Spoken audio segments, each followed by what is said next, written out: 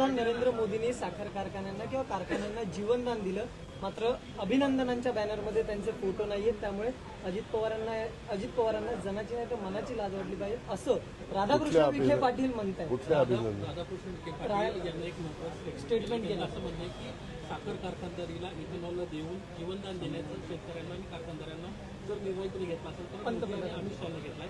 त्यामुळे किमान त्यांचा अभिनंदनाचा प्रस्ताव तरी कारखान्यांवर व्हायला पाहिजे. पण मग करत नाही. मी कशाला करत नाही. आणि त्यामुळे एक मिनिट काहीतरी राधाकृष्ण विखे पाटलांचा गैरसमज झालेला दिसतो. मी कधी पत्रकार मित्रांनो तुम्हाला माहिती आहे, मी असले अभिनंदन किंवा आता मी एका कारखान्याचा चेअरमन आहे माळेगाव कारखान्याचा. त्यांनी त्या दिवशी मला सांगितलं की 22 तारखेला तुमचा आणि मुख्यमंत्र्यांचा वाढदिवस आहे, तर आपल्याला आता कारखान्याच्या तर्फे आपल्याला जाहिरातबाजी करायची. म्हटलं अजिबात जाहिरातबाजी करायची कारण नाही. ज्यांना जाहिरातबाजी करायची असेल ते त्यांच्या खर्चाने करतील.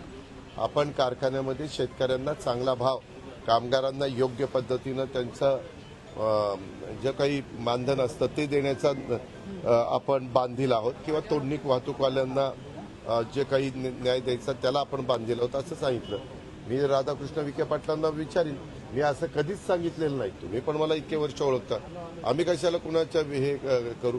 आणि मी स्वतः कबूल करतो ना, इथेनॉलला मोठ्या प्रमाणावर पेट्रोलमध्ये मिक्स करायला परवानगीचं बंधन हे केंद्र सरकारने आणल्यामुळं, आणि ज्यूस टू इथेनॉल किंवा सिरप टू इथेनॉल किंवा बी हेवी टू इथेनॉल हे करायला प्रोत्साहन दिल्यामुळं कारखानदारीला त्याच्यामध्ये मदत झाली. त्याच्यामुळं ते सगळं श्रेय देशाचे पंतप्रधान नरेंद्र मोदी साहेब आणि गृहमंत्री सहकार मंत्री अमित शहा साहेबांना जातं. ते